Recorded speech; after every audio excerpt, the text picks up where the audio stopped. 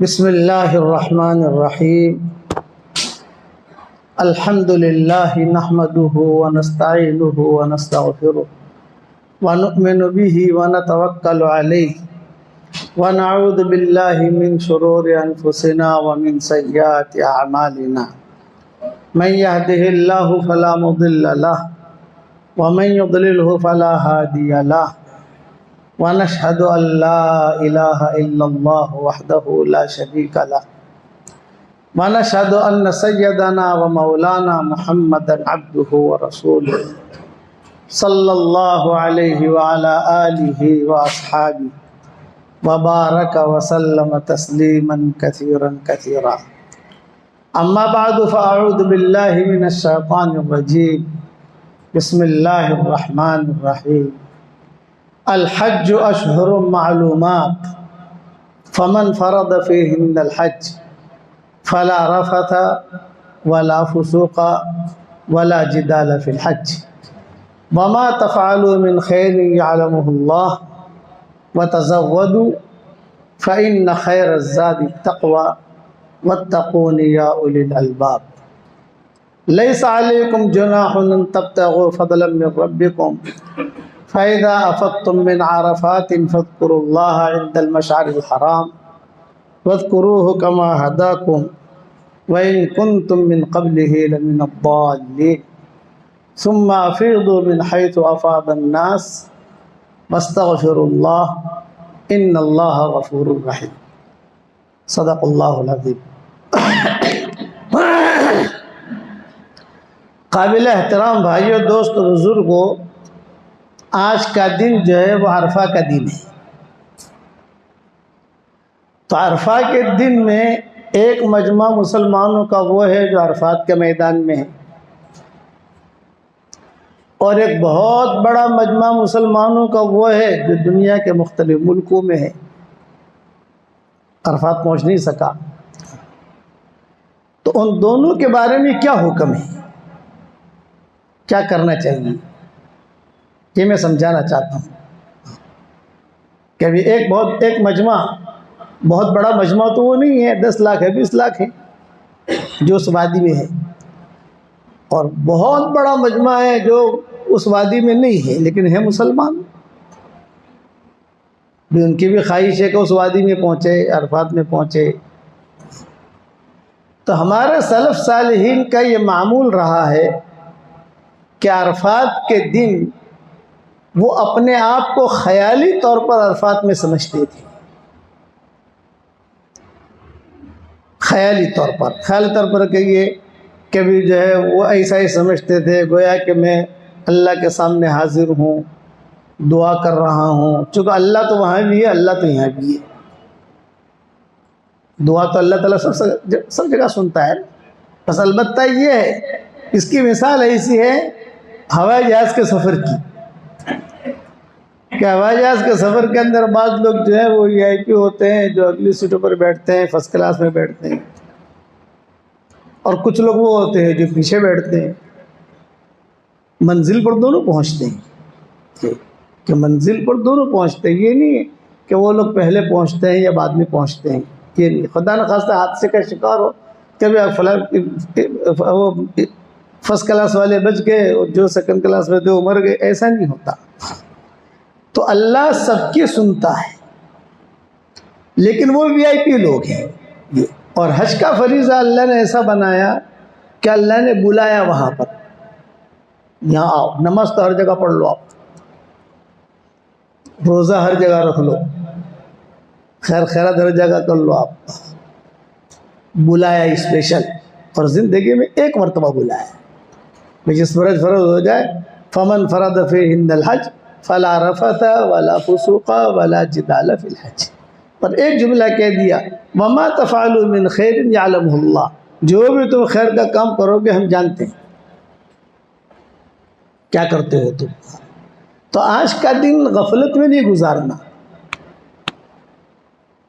نماز پڑھے، قرآن شریف پڑھے، سورہ اخلاص پڑھے، جنت میں اپنی پراپرٹی بنائے، 10 مرتبہ سورہ اخلاص پڑھ لو تو جنت میں ایک محل تیار ہو جاتا ہے۔ تو میں کہتا ہوں بھائی جنت میں اپنی پراپرٹی بناؤ، دنیا میں تو بہت بنا لی الحمدللہ، پھر دنیا میں تو پراپرٹیاں بہت بنائی نا، اب جنت میں بناؤ۔ مولانا رشید احمد گنگوئی رحمۃ اللہ علیہ تو یہ کرتے تھے کہ عرفات کے دن یعنی عرفات کا جو دن ہوتا تھا اس دن احرام پہنتے تھے گنگوہ میں، اور اسی احرام کے ساتھ نماز پڑھاتے تھے، اپنے سبق پڑھاتے تھے اپنے شاگردوں کو۔ بخاری شریف بہت بڑے آدمی گزرے ہیں مولانا رشید احمد گنگوئی، کہتے تھے بھی میں وہاں ہوں تو نہیں، لیکن ان کی مشابہت تو کروں۔ بھئی وہاں بہت بڑا مجموعہ اس میدان میں ہے تو نہیں، لیکن کم سے کم مشابہت تو کرے۔ مشابہت میں یہ نہیں ہے کہ اب حرام پڑھو لبیک پڑھو، یہ نہیں ہے۔ مشابہت میں ہے کہ دعائیں مانگو، اور آدمی لبیک بھی پڑھ سکتا ہے۔ لبیک صرف حج کے ساتھ نہیں ہے کہ حج ہو تو لبیک ہے، حج نہ ہو تو لبیک نہیں ہے، یہ نہیں ہے۔ لبیک تو آدمی 24 گھنٹے برابر تو پڑھ سکتے ہیں، تو دعا ہے ایک قسم کی، جیسے سبحان اللہ والحمد للہ ولا الہ الا اللہ واللہ اکبر ولا حول ولا قوت الا باللہ، ایک ذکر ہے نا، ویسے لبیک بھی ایک ذکر ہے کہ آدمی اپنے گھر پر بھی کہہ سکتا ہے۔ عربوں کے یہاں ہم نے دیکھا کہ جب اذان ہوتی ہے، کہ جب دیہاتوں میں جاتے ہیں ان کے یہاں یا کوئی دوسرے ملکوں میں جاتے ہیں، اذان ہوئی تو زور سے کہتا ہے کہ لبیک اللہم لبیک لبیک اللہم لبیک، حالانکہ بیٹھے ہیں کہا قطر میں، بیٹھے ہیں کہا، اور مہینہ کون سا ہے، یوں کہا کہ بھی حج کا مہینہ نہیں ہے، یہ ہے رجب کا مہینہ۔ تو آدمی چلو ہر وقت لبیک نہ پڑھے، لیکن ان دنوں میں تھوڑی مشابہت تو کرے۔ حضور صلی اللہ علیہ وسلم نے حج کیا، اس میں 50 قصے ہوئے۔ جیسا آپ صلی اللہ علیہ وسلم نے مکہ مکرمہ سے ہجرت کے مدینہ منورہ کی تو 20 قصے ہوئے، چھوٹے بڑے چھوٹے بڑے۔ آپ نے حج کیا مدینہ منورہ سے مکہ مکرمہ کا، یعنی مدینہ سے مدینہ، آپ سمجھ گئے، مدینہ سے نکلے اور مدینہ پہنچے، آخری حج تھا آپ کا۔ اس میں 50 قصے ہوئے۔ اللہ کرے کوئی اسے جمع کرے، اب ہم میں تو طاقت رہی ہی نہیں کہ ہم جمع کریں اسے، لیکن 50 قصے ہوئے ہیں، پہلا قصہ، دوسرا قصہ، تیسرا قصہ، اور ہر قصے میں عبرت ہے۔ آپ صلی اللہ علیہ وسلم کے ہر قصے میں عبرت ہے۔ حج وہاں سے نکلے، آپ نے اعلان کیا بھی ہمارا حج کا ارادہ ہے، یہ آخری ہمارا حج ہے، وداعی حج۔ آپ نے کوئی ایسی اشارات کیے تھے، آپ نے اشارات کیے تھے بھئی سب کو اجازت ہے، ہمارے قافلے میں سب شریک ہو جاؤ۔ اعلان ہوا، مدینہ منورہ میں بھی اعلان ہوا، قرب و جوار کی بستیوں میں اعلان ہوا، صحابہ کو بھیجا گیا بھی حضور صلی اللہ علیہ وسلم اس سال حج میں جا رہے ہیں، حضور صلی اللہ علیہ وسلم اس سال حج میں۔ جب مکہ مکرمہ فتح ہوا اس کے بعد بھی حج ہوا ہے، لیکن وہ غلط تاریخیں تھی، تو غلط تاریخوں پر حضور نے صحابہ نے کہا کہ مکہ تو فتح ہو گیا، بھئی رمضان میں تو مکہ فتح ہو گیا تھا نا، اتنا تو سب جانتے ہیں، رمضان میں مکہ فتح ہو گیا۔ اب رمضان میں اور ذی الحج میں کتنا فرق ہے، 2-3 مہینے کا فرق ہے۔ آپ مکہ فتح کر کے جارانہ ہوتے ہوئے آپ جو سیدھے مدینہ چلے گئے، ٹھہرے نہیں، صرف جارانہ سے عمرہ کیا، بڑا عمرہ جسے کہتے ہیں جارانہ۔ آدمی اللہ لے جائے تو مسجد عائشہ سے بھی عمرہ کر سکتا ہے، کوئی حرج نہیں ہے تنعیم سے، لیکن اچھا یہ ہے کہ جارانہ سے کرے۔ فرق اتنا ہے کہ ٹیکسی والا 15 ریال زیادہ لے گا، اور کچھ فرق نہیں ہے، کہ وہ مسنون عمرہ ہے۔ حضور صلی اللہ علیہ وسلم وہاں سے عمرہ کیا تھا، جب مکہ مکرمہ فتح کر کے حنین گئے، پھر طائف گئے، پھر سارے قصے ہوئے، کئی مرتبہ بیان کر چکا ہوں، تو واپسی میں حضور صلی اللہ علیہ وسلم جارانہ ٹھہرے تھے۔ فتح مکہ کے سفر میں ام سلمہ اور حضرت میمونہ ساتھ تھی، باقی مائیں ساتھ نہیں تھی۔ حج کے سفر میں ساری مائیں ساتھ تھی حضور صلی اللہ علیہ وسلم کے، سب سوئے ہوئے تھے، ایک صحابی قریب میں لیٹے ہوئے تھے، بھائی اٹھ اٹھ اٹھ، چپکے سے جگایا، چلو حرم مکہ قریب ہے، ہم عمرہ کراتے ہیں۔ کسی کو جگائے نہیں، وہ جتنے لوگ تھے کسی کو جگائے نہیں، حضور خود اٹھے، یہ بھی اٹھے، اور جب فجر کے لیے سب اٹھے تو حضور صلی اللہ علیہ وسلم جو عمرہ کر کے واپس بھی آ گئے تھے الگ کرا کر۔ صحابہ نے دیکھا کہ وہ حضرت نے عمرہ کیا. ابھی ہمیں کیوں نہیں بھائی آپ لوگ تھکے ہوئے تو آپ کا خیال رکھا, اتنا سفر کر کے آئے ہو. اس کو کہتے جارانہ کا عمرہ. اس کے بعد مدینہ چلے گئے. اب جب مدینہ منورہ چلے گئے تو حج تو بہت قریب ہے نا, تو آپ نے چھیڑا ہی نہیں. صحابہ نے کہا کہ حضرت اب تو مکہ فتح ہو گیا, ہم حج کریں. آپ نے فرمایا نہیں, ان کو کرنے دو, ان لوگوں کو کرنے دو, بدکیں گے. بے ایمان جو ہے مکہ فتح ہوا ہے, قب و جوار کی بستیاں بھی ٹینشن میں, سب کرنے دو.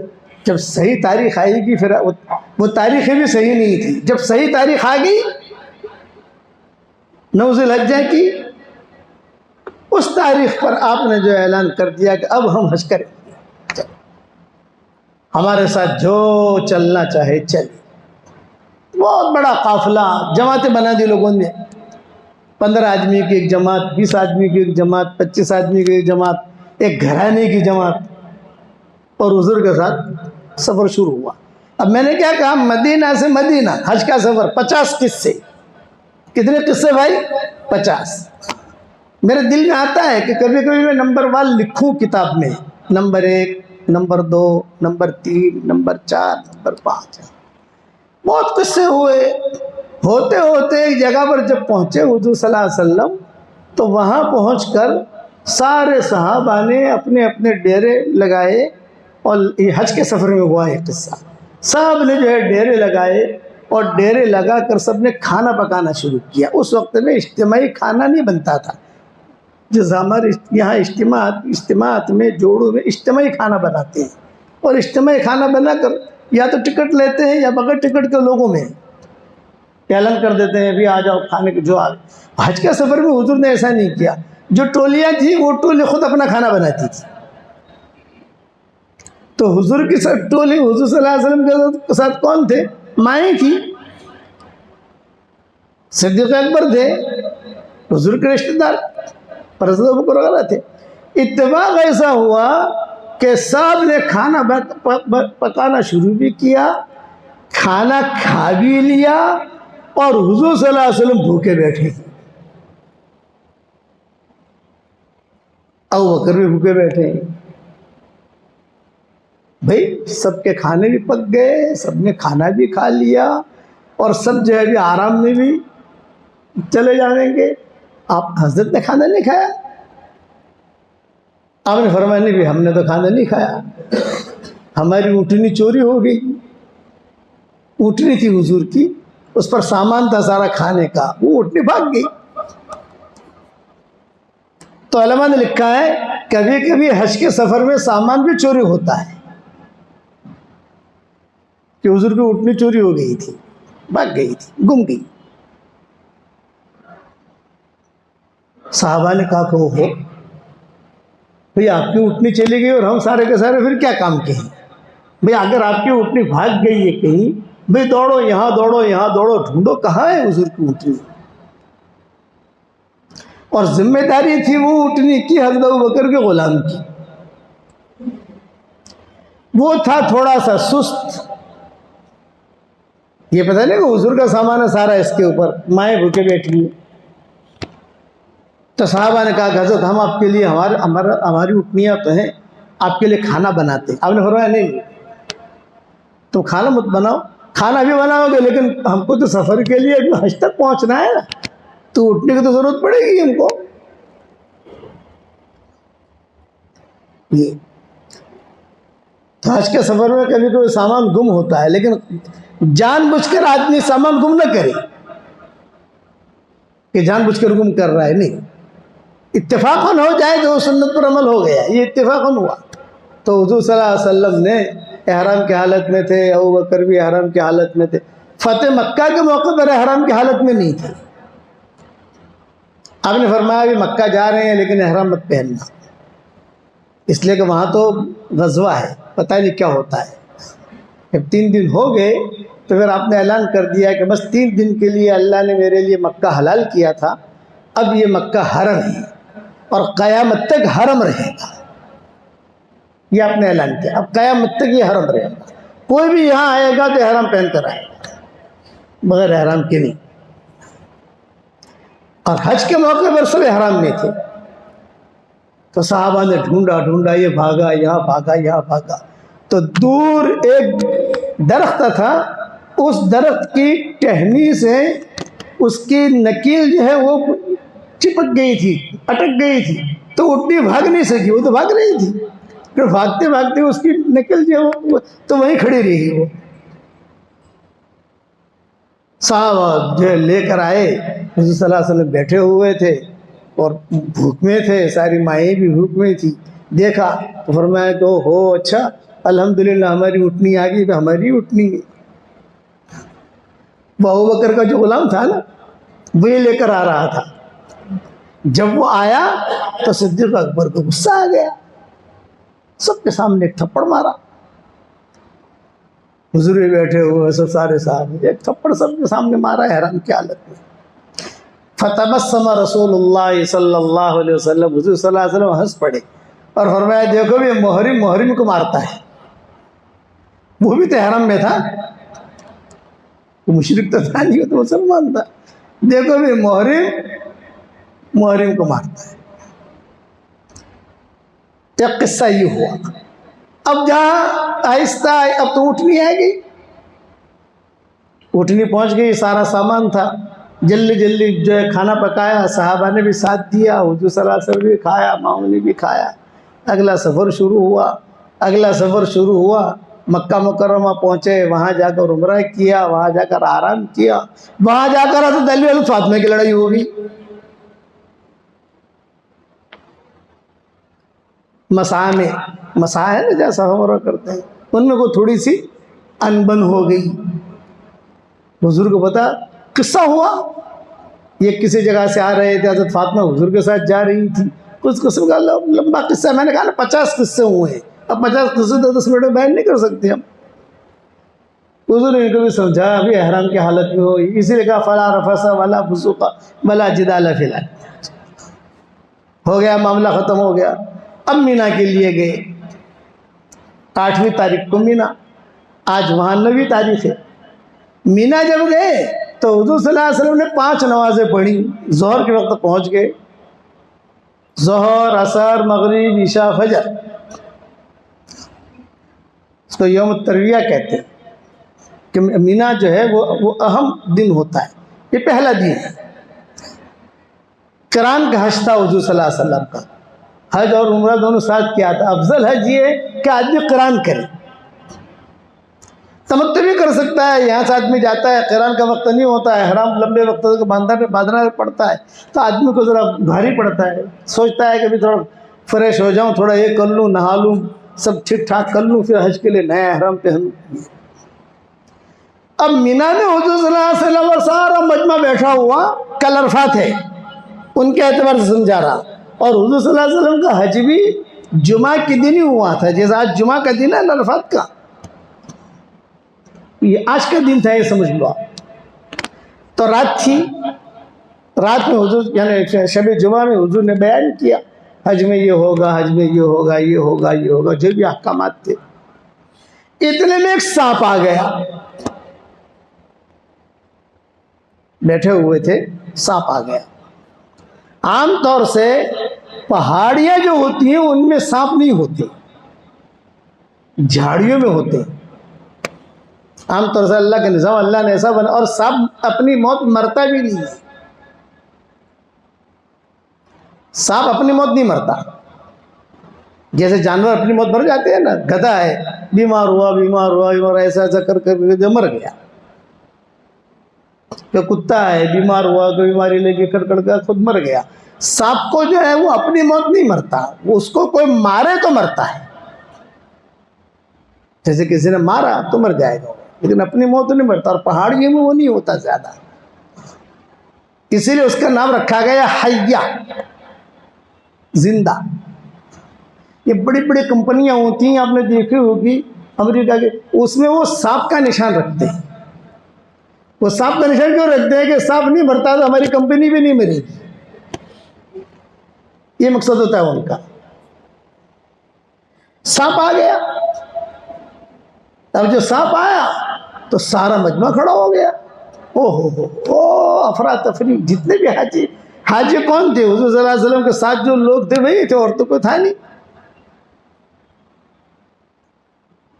مشرکین مکہ تو بہت کم رہ گئے تھے. بعض علماء نے لکھا ہے کہ جو لوگ کہیں ادھر ادھر کہیں چھوٹے چھپائے رہ گئے تو وہ لوگ بھی دیکھنے کے لیے آتے تھے کہ یہ لوگ حج میں کرتے کیا ہے، کیونکہ حج یہ مشرکین مکہ بھی کرتے تھے. یہود نصارہ یہ سب جب پرانے زمانے کے لوگ بھی، ان کے نزدیک بھی عرفات یہ چیز محبوب مانی جاتی تھی. بیت اللہ اچھا سمجھا جاتا تھا. کوئی ساتھی تھا، کوئی اگر ملسو تمہیں جاؤ چھو تیاں مکہ مدینہ میں توڑو پتھر سے نے پتھر تیاں پانی لاتا ہو جو مارا مٹے قدر ہے ان کے نزدیک. سانپ نکلا، حضور صلی اللہ علیہ وسلم بھی کھڑے ہو گئے سب حرام کی حالت میں. مائیں بھی ادھر ادھر ہونے لگی، جو عورتیں ساتھ تھی وہ بھی، اور سانپ یوں یوں یوں یوں یار.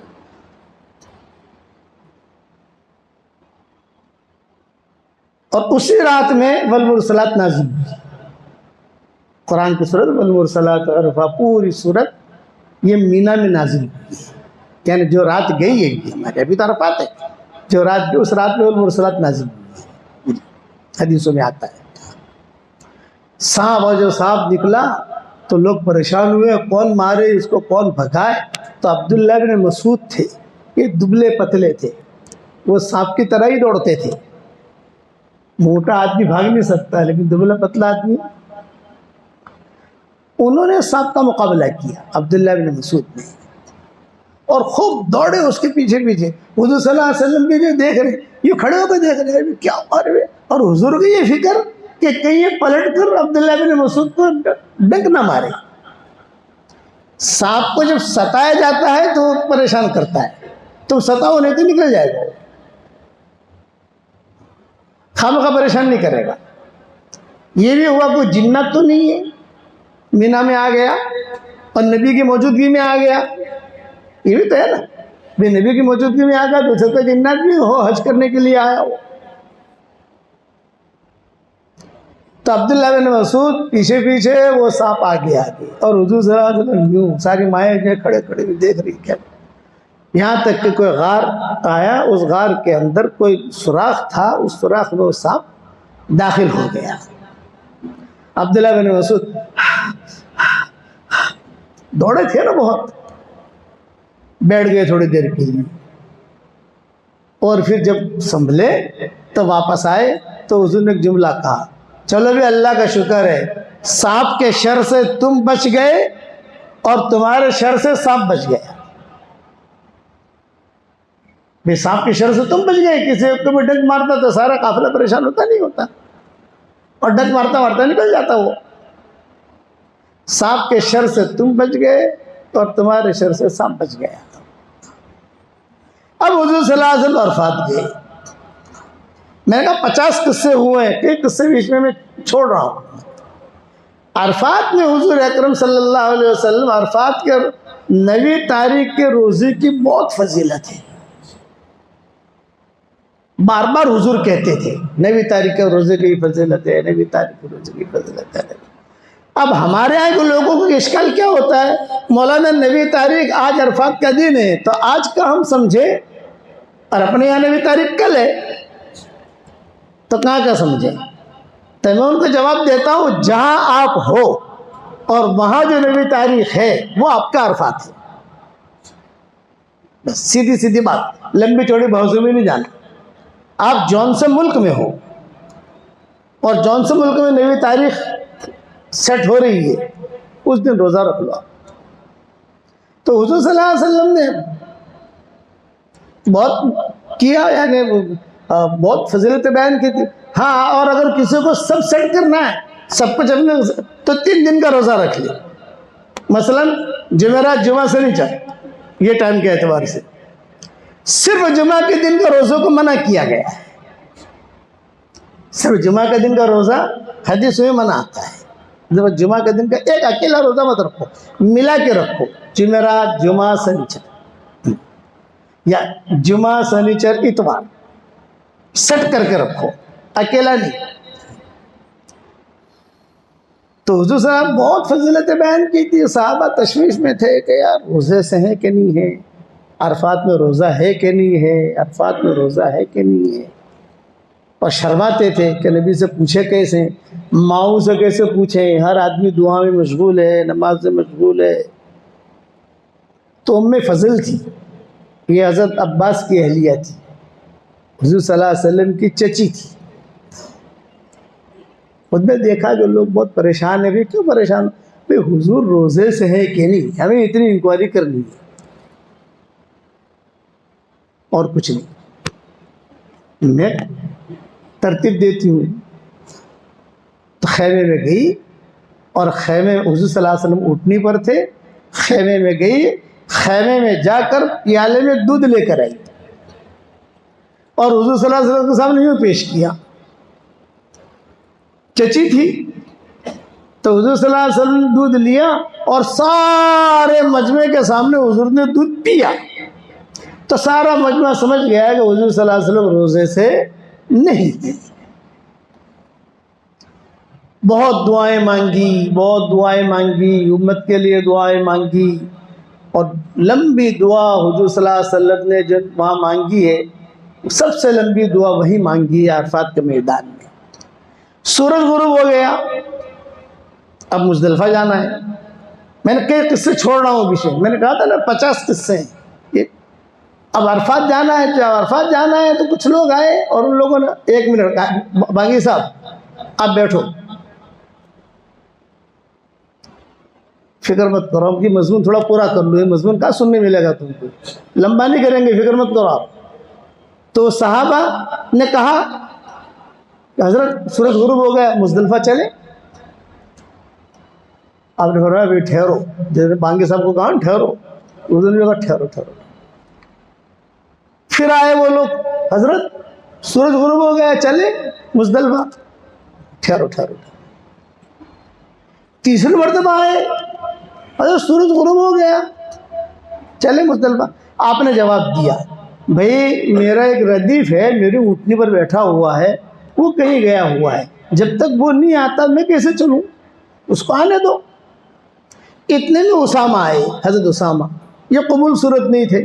جب حضرت اسامہ آئے تو لوگوں نے کہا او ہو, یہ لونڈے کی وجہ سے حضور انتظار کرتے رہے. صدیق اکبر بیٹھے ہوئے تھے. صدیق اکبر نے کہا ان لوگوں کا چہرہ دیکھ لو بھائی, یہ بہت بڑے فتنے میں مبتلا ہوں گے. ان کا چہرہ دیکھ لو, نام دیکھ لو, یہ بہت بڑے فتنے میں مبتلا ہوں گے. اب حضرت اسامہ کو حضور صلی اللہ علیہ وسلم نے پیچھے بٹھایا, سفر شروع ہوا. اب تو قصے تو بہت ہیں. جب حضور کا انتقال ہو گیا تو سب سے پہلے مرتدین کی جو خبر پہنچی وہ لوگ تھے جنہوں نے حضرت اسامہ پر تنقید کی تھی. اللہ نے ہدایت چھین لی ان سے, سب مرتد ہو گئے. تو حضور نے کہا تھا یہ تنقید کرنے والا محروم رہتا ہے. بس یہاں تک. پھر تو جو ہے مزدلفہ آئے, پھر جو ہے سب قصے ہوئے, وہ ساری چیزیں کبھی اللہ موقع دے گا تو بعد میں انشاءاللہ بیان کریں گے. اب جو ہے آپ عبادت کرنی ہے آج انشاءاللہ, ٹھیک ہے, خوب عبادت کرنی ہے. دوسرا یہ کہ بھی دیکھو, ہمارے یہاں ٹرسٹی صاحب نے کہا ہے کہ جیسے قربانی کے دن آ رہے ہیں ہمارے, تو قربانی بہت احترام کے ساتھ کرنی ہے. یہ نہیں کہ صاحب کپڑوں پر خون لگ رہا ہے, خون دیکھ رہے ہیں لوگ, گوشت بھی جو ہے ایسا کھلا لے کے جا رہے ہیں. یہ نہیں, کپڑا ڈھانک کر وقار کے ساتھ. ہماری عید جو ہے وہ رواجی نہیں ہے, یہ بھی دین کا ایک حصہ ہے, عبادت ہے.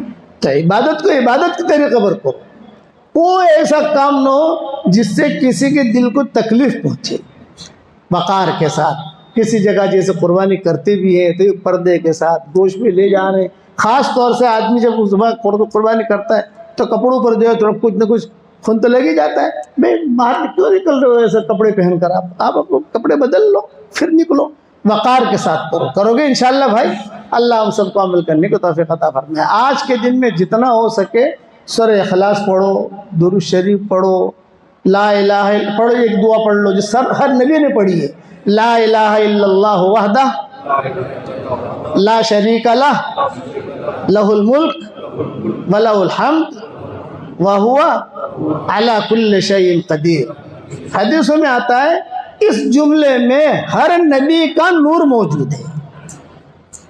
ہر نبی نے جملہ پڑھا ہے, ہر نبی نے, آدم علیہ السلام سے لے کر حضور صلی اللہ علیہ وسلم تک. تو آج کے دن میں اسے پڑھتے رہو.